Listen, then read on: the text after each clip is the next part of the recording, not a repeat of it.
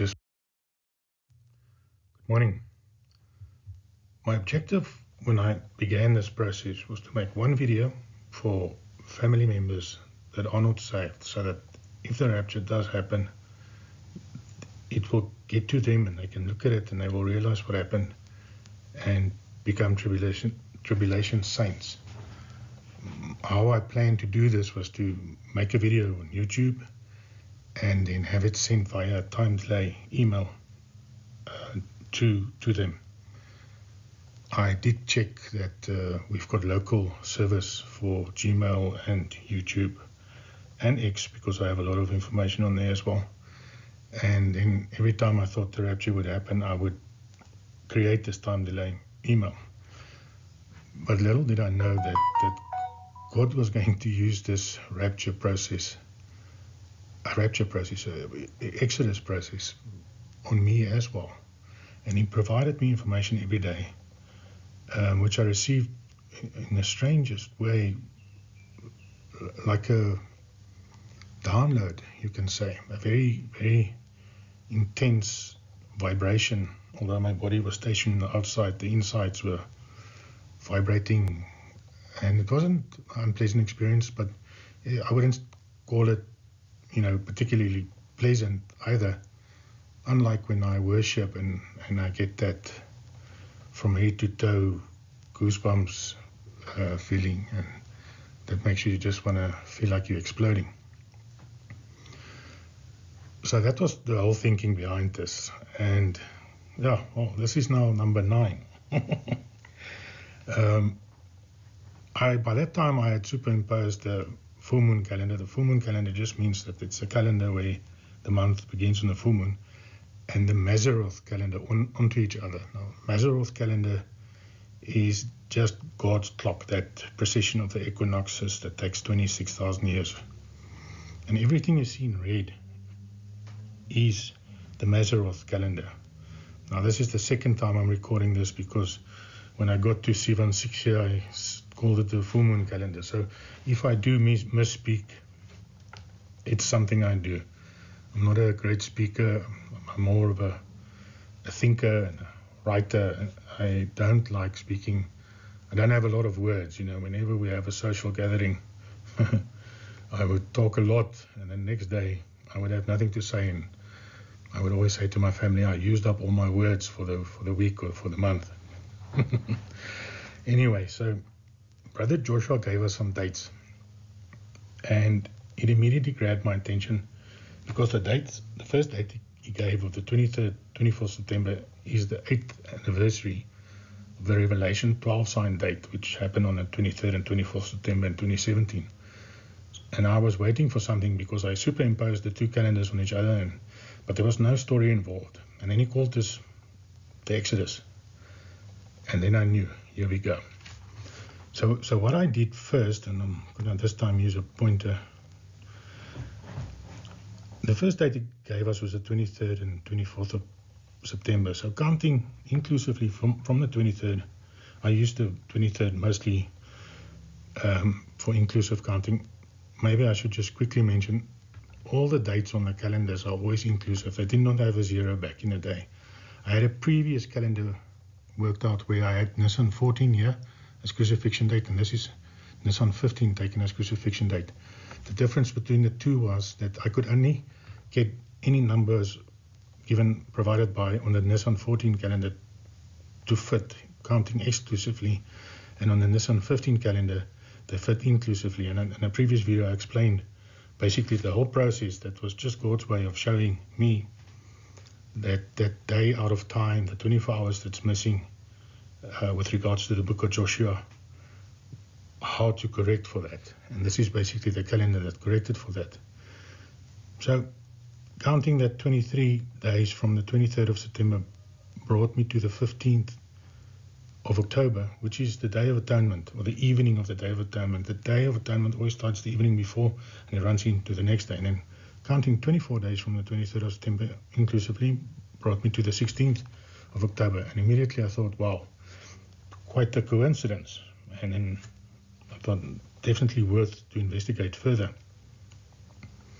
Then he then Brother Joshua gave us 7 and 8 October. But by now I was thinking that this is all a code. So I thought it's 7 plus 8 days ending in October. So I knew I had to start again in September. So counting from the 23rd of September, inclusively 17 plus 8, brought me to the Feast of Trumpets on the full moon calendar, blackest full moon calendar. And now I had 2 hits, and I was a bit amazed. And also using the same 7 plus 8, and now adding the 14 to 15 days that will pass gives us 44 days, and that brought us to the 5th of November, which is the Feast of Trumpets on the Mazzaroth calendar. So at this point I realized, by superimposing the 2 calendars on each other and superimposing Joshua's prophecy that he provided onto that, was indeed the correct way to go. The next one I did was up here, and I counted inclusively from the 23rd of September, so I used the 7 plus 8 and the 16, 17 October, or 16, 17 days, and got 48 days, and that brought me to Sivan 1. And that was very, very interesting to me, because Sivan 1, as we know, is the day that the Israelites arrived at Mount Sinai. And immediately I thought, that's the rapture day, we've arrived, we're going home, happiness, and I was ecstatic. Little did I know that the process was just beginning. And then counting inclusively from the 24th of September, so that's 47 days, and we know for a fact that it took 47 days for the Israelites to reach Mount Sinai. I got to the same date, so that was just a confirmation of the date, and I was blown away at this point. So then, when nothing happened here, felt a disappointment, but realized that the Exodus journey is obviously not completed, and God wants us to complete it. And at this point, I think there were moccasin scoffers falling out all over the place, and I began to realize that this is indeed the prophecy of the moccasin scoffers being fulfilled. So I counted 3 days on, which is 7-3, and then I counted 3 days on that, which is Sivan 6. Very interesting that Sivan 6, of course, is Shabbat, the day that God came down the mountain, which was a great day. But then what I also realized is that Sivan 6 is the Day of Atonement on the Mazzaroth calendar. And the Day of Atonement is a terrible day. And now I was thinking, wow, the great and terrible day of our God. And this left me dumbstruck for a while. But I was also busy with another calendar at that point, and I first wanted to complete this one. I was working on multiple ones, and that is basically where we were, or where we are. Okay, so I'm gonna just to run through the other sides quickly. The other information.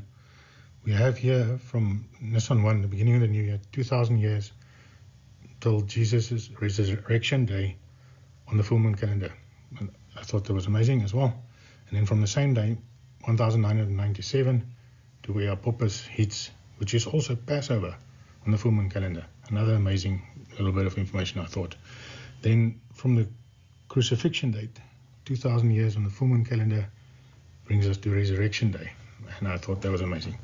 But now with times that are of relevance to us, on the 7th of October, the 1-year anniversary to where Israel was invaded, if you count from there, where their daily routines were taken away, 1,290 days, you get to the abomination is set up. And then from there on, the Bible says, times and half a time will pass until these things be completed. And if you go down here, you will see it's the Feast of Trumpets on the Mazzaroth calendar. I also thought that was very much too much to be a coincidence. And then I have moved the 1,260 days to be more in line with what is happening currently.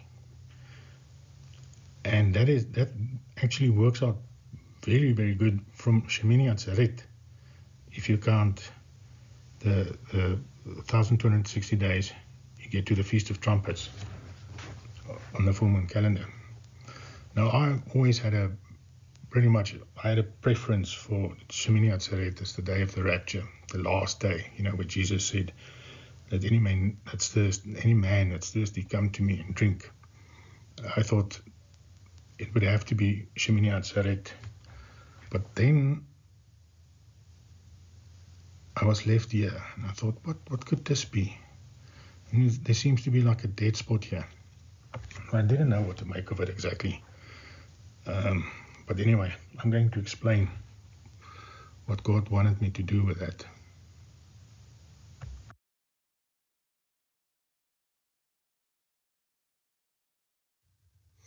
What you see there is basically my thinking process at that time, and a big question mark. But one thing that kept popping up is we have already taken into account the 24-hour offset created by when God stopped the sun, moon, and earth. But there was still a 12 to 13 day offset with respect to the Gregorian calendar and the Julian calendar. And God wants us to go back to the Julian. He does not. That's what Pope Gregory did was wrong. And we have to take that out. Now, what was very, very interesting to me is that Pope Gregory did what he did, and he did it in the month of October. And if you saw any of my previous videos, you would know that the month of November, God's Mazzaroth is we are actually 1 month ahead. That's actually the month of October. So God wanted me to remove that 13 days there, take it out completely. And it is in October on his clock, because we are 1 month ahead. So our November is his October. And that's exactly what I did. I removed it. And here you can see what the calendar looks like with that 13 days removed. Now we have a whole lot of days all rolled into one. We have Shavuot, Sivan 6 Shavuot. We have the Day of Atonement. So we have the great and terrible day of the Lord. And we also have Shemini Atzeret, where Jesus said, if any man thirst, let him come to me and drink. All rolled into one, all on the 14th. I thought that was... anyway, so all the dates after that changed. So basically the time has been reduced by 13 days. Of course, the 13 days was 13 days inclusively and 12 days exclusively. And as the exact time frame falls either between 12.2 or 12.8, etc., I thought that was also amazing the way how that God structured that. So this is the calendar I have now, our timeline, and this is what I will now place on a time-delayed email. And if nothing happens, then I'll sit and wait for God to reveal more information to me. And if it does happen, then this is the information, all the other videos as well, that will go out to my family and hopefully convince them that God is as real as you and I, and he's a wonderful God. I've had quite interesting life with God, and he has molded me through the years. Every time I asked him to share more of himself with me, or to take me to a deeper level, I didn't realize at the time, but then of course your life would be upset, things would happen, things that at the time you would think, it's terrible, but indeed these things shape you or molds you, and it changes your personality in such a way that gives God, he can then share more with you because you have changed.